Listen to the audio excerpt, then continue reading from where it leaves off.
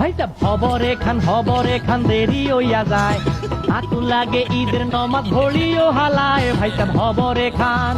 খান সাহেব এতটুকু করে দিয়া কোরবানি দিয়া মানুষেরা খাওয়াবেন নাকি আপনি নিজে খাইবেন? তোর মতো খয়রাতের ঠ্যাং তো আর ভিড়ে ভাঙ্গি না আমি।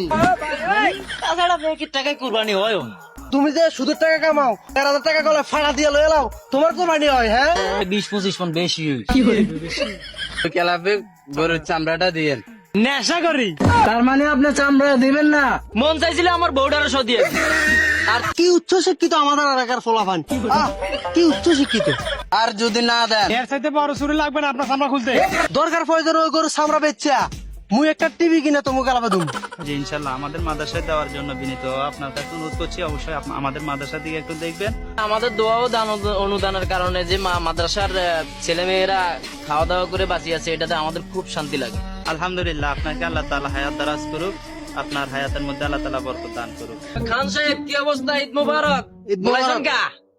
সমস্যা আছে? হ্যাঁ, একটু সমস্যা আছে। একটু সমস্যা আছে। আমরাও তো এক ধরনের এতিম। আমরা তো সন্ত্রাসী, তোমরা মানুষের গলায় ছুরি কাছি ধইরা ওইটা হেঁটে নিয়ে যাও, আমরা কিছুতেই তোমাদেরকে দিব না। মানে এই চামড়া কোনো প্রকারে নিয়ে যেতে দিব না।